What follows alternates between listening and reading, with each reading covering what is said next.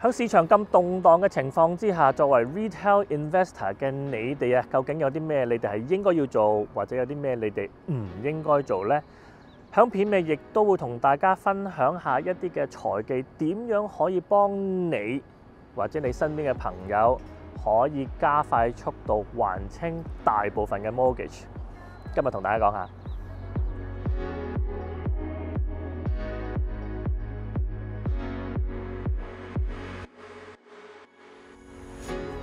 Hello， 大家好，我係希文，溫哥華嘅理財顧問啦。今日咧天氣好，當然出翻嚟去拍片，同大家分享下一啲理財嘅新聞啊，同埋一啲嘅見解啦。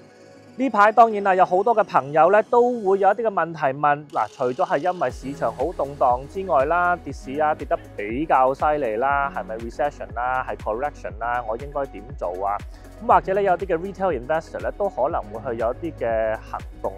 例如係乜嘢呢？咁一陣間會同大家講下啦。咁今日主要咧想拍一條片去同大家去分析一下，當你哋係冇一個理財顧問嘅時候，你哋作為 retail investor， 你哋對新聞上面嘅應對啦，或者你哋本身投資嘅策略嘅應對，應該要持一個乜嘢嘅心態呢？今日會同大家講下嘅。咁但係講解之前啦，記住啦 comment、like、share 同埋 subscribe。簡單講翻先啦，2025年啦，由1月尾啦，咁啊市況係唔錯，到1月尾，美國總統特朗普上任之後啦，佢連番嘅動作啊，佢個舉動啊，佢個策略啊，製造咗好多唔同嘅混亂。咁由佢本身影響到加拿大話會加關稅啊，墨西哥去到啱啱最近排啦，全球性啦都有個關稅，近排仲要係針對中國嘅添。咁當然啦，23去到而家4月咧，其實咧整體市場除咗北美洲之外咧，其實亞太啊、歐洲、全球嘅股市咧都會有一個負面嘅影響啦。咁而當然啦，最深影響嘅就係美國當地嘅美國居民啦，因為其實本身關稅嚟講啊，係影響到佢哋本土嘅物價，其實就唔係話太大影響到供入去佢哋美國國家嘅一啲嘅公司嘅。咁但係唔緊要啦，講翻啲比較重要少少嘅嘢，就係其實近排啊好多人都問，哇希文，可能我自己嗰個 portfolio 啊跌咗都唔少啊，可能係6個啊、8個啊，甚至有呢啲10%咧，因為可能佢哋係有啲跟住 index 走嘅一啲嘅基金啊，或者某啲嘅股票，咁點算好咧？我係咪應該抽身離場咧？嗱，當一個市場有 correction 嘅時候咧，有某部分嘅投資者咧會選擇去抽身離財，因為佢哋驚咗之後啦，會唔會再蝕咧？會唔會再跌多啲咧？而家可能10%喎，之後會唔會去到負15%啊，或者20%啊？咁好多嘅時候咧，呢啲咁嘅朋友咧就真係比較做咗個唔明智嘅選擇啦。我點解咁樣講咧？嗱，普遍嚟講，如果你係做投資嘅話，都明白到係有一個 cycle 嘅。呢個 cycle 當然啦，可能向上啦，上完之後會一定會去落。咁當然啦，有一啲可能係intention 嘅，有啲係 unintention 嘅新聞啊，或者係製造出嚟嘅一啲嘅狀況咧，係影響到個市場喎。咁但係當你唔清楚究竟市場發生咩事嘅時候，淨係見到咦唔係喎，我 account 蝕錢嘅時候，我就 exit 嘅時候咧，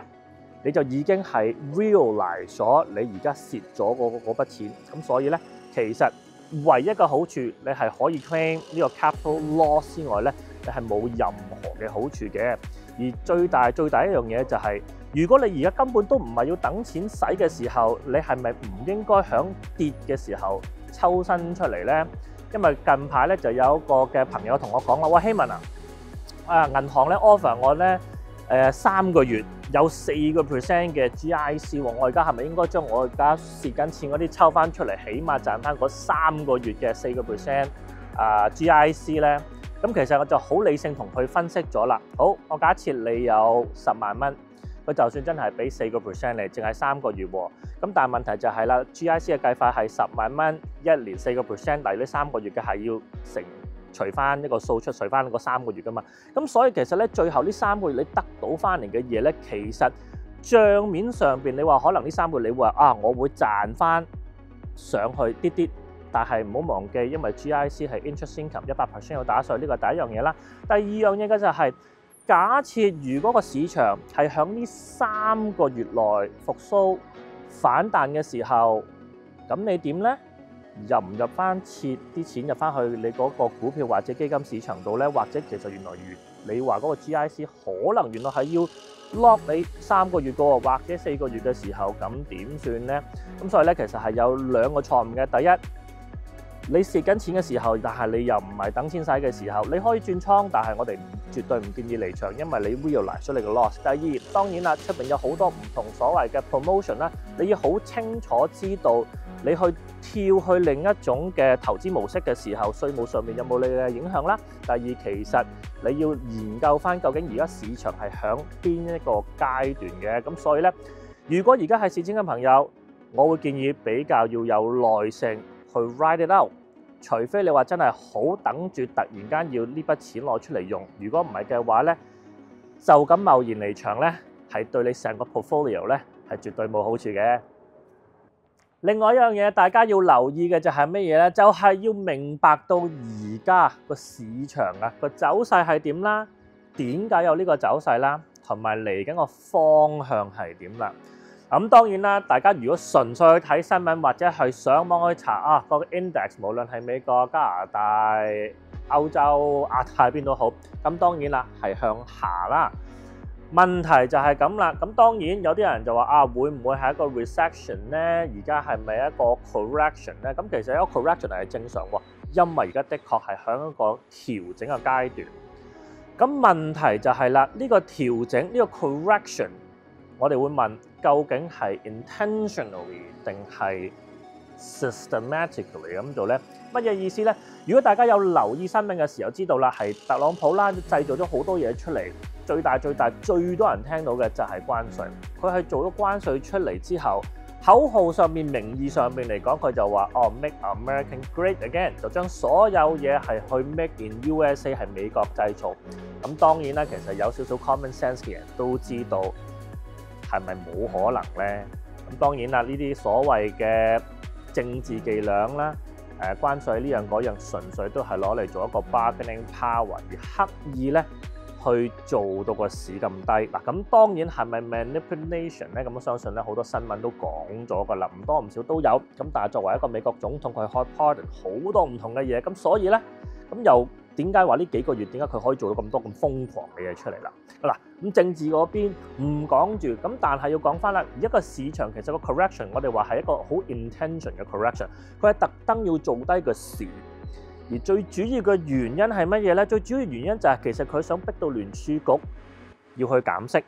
因為其實美國國債有一大部分咧今年係要 renew。如果佢係可以將嗰個 interest rate 撳低嘅時候，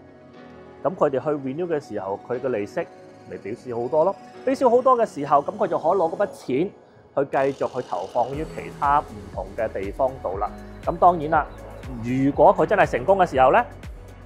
可能佢又會有啲嘅財技啊、伎倆啊，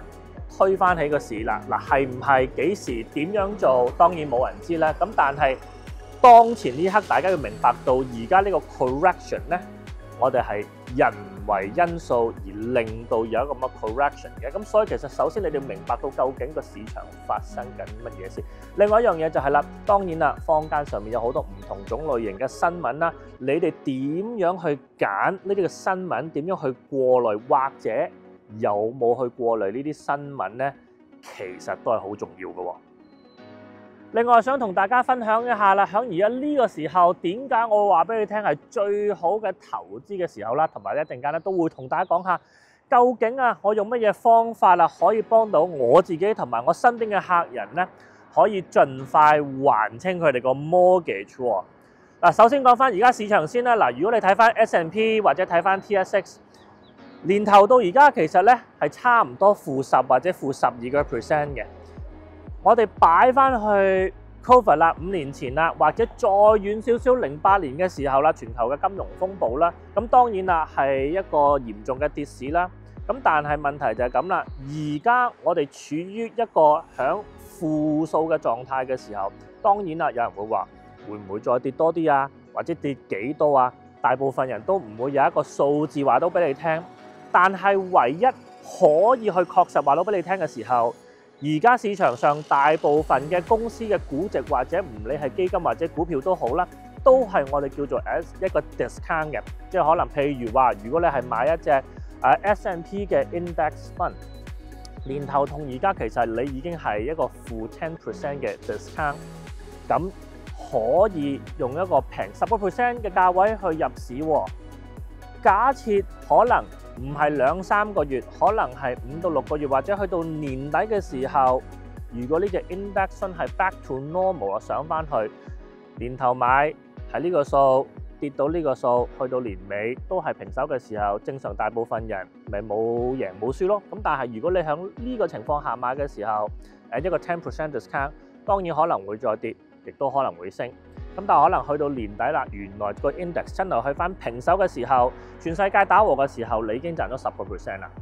咁所以好多時候點解話而家都係一個 correction， 而係中尾段嘅時候係一個比較好嘅入市機會呢？當然我唔係話而家見底啦，因為我哋從來都唔會話去炒底係冇可能發生嘅事。只不過其實而家市面上你睇翻一啲嘅公司啊，一啲嘅股票基金呢，其實個估值呢係有少少嘅discount 嘅空間喺上面。咁所以點解我覺得而家咧入市咧係一個幾唔錯嘅一個階段啦。另外啦，我哋成日都好多人都會話我哋 stay discipline， 乜嘢意思咧？譬如話，如果有啲嘅客人有啲朋友係每個月每個禮拜都會入錢嘅時候咧，其實我哋會建議佢繼續咁做，或者如果有多餘錢嘅話咧，可以喺呢個時候咧嘗試可以加大佢哋每個月或者每個禮拜嘅 contribution， 因為頭先講咗啦，而家係一個 discount 啊嘛。Stay discipline 嘅意思就係唔好話因為賺得多會離場或者蝕嗰陣時要褪走。當然你要明白到我哋幫人投資其實係一個長線嘅，3年、5年、10年甚至乎20年嘅。因為當你長期喺個市場入邊嘅時候，當你頭嗰1-2年你未必睇到個好靚嘅數字，當第3年打上去有個襟棚嘅力量嘅時候，你會見到打後咧個數字會越嚟越靚啦。短期內嘅時候可能會有上有落，但係當然你要問翻清楚自己，你去做一個投資嘅時候，究竟你嘅 end goal 係去做乜嘢呢？咁所以呢個係非常之緊要嘅。另外啦，都想同大家講下啦，其實有乜嘢嘅方法啊係可以幫你哋啊可以加快你還清 mortgage 嘅速度呢？咁當然啦，大部分嘅 mortgage 你有好多嘅唔同嘅銀行容許你每年啦或者換呢個時候可以去還多少少落去你個 mortgage 度。咁當然啦，第一個做法就係其實如果你本身都係有諗住儲呢筆錢，可能係每一年去還多少少落呢個 mortgage 去 pay down 你個 mortgage 嘅時候咧，其實你都可以諗下將呢筆錢，我唔理你係每個禮拜儲啊，每個月儲啊定點樣去，就投放落去啲穩陣嘅市場入邊。咁當然啦，我假設原來你係每個月可以擺多500蚊嘅，咁你一年就儲6000蚊啦。咁如果你就咁擺喺銀行度6000蚊嘅時候，你去年底去 pay off 6000蚊呢個 mortgage， 呢個係可能好多人都會做嘅嘢。咁但係你話唔係喎，如果你好 systematically 咁每個月500蚊擺落個市場度，當然係可以有上有落。咁但係如果係用啱方法，而你個 portfolio 係用得啱嘅時候咧，你年底嘅時候咧，你可能得到嘅咧唔止係6000蚊喎。咁亦都有啲人話啦，可能我想儲大少少，我唔係每年還清嘅，我每幾年去先還清一次嘅時候，都係啦，用翻時間同襟棚嘅力量嘅時候，咁你咪可以比正常人快啲去還清你個 mortgage 咯。另外一個比較再 advanced 少少嘅方法就係咧，用人哋嘅錢啊，人哋嘅錢係咩意思咧？唔係叫你問你朋友啊，問你啲嘅底窿去借啦。咁但係啦，通過一啲專業人士，我哋一啲嘅渠道，我哋可以同你用一個槓桿嘅原理咧，除咗係可以達到慳水嘅效果之外，亦都係可以去幫你，可以用一段嘅時間咧，去倍大你嘅資本，而從而咧，你可以大大縮短你個 mortgage term 喎。咁當然 detail 又點啦？有啲咩嘅門檻啦，就唔係個個適合嘅，需要咧同你去做一個諮詢，去睇下究竟你適唔適合去做呢樣嘢。另外啦，如果大家對近排呢個市場啊，或者可能都研究下嚟緊而家真係本身有筆錢，唔知應該點做，或者有冇啲比而家市場上邊除咗 GIC 更加穩定嘅工具，又係比較 tax efficient 咧？當然有嘅，咁當然歡迎大家咧嚟同我做個諮詢嘅。記住啦 ，comment、like、share 同埋 subscribe， 或者如果有任何關於理財、投資、保險或者稅務上面嘅嘢咧，可以隨時嚟揾我。我係邊個？我係希文，溫哥華嘅理財顧問。下次見。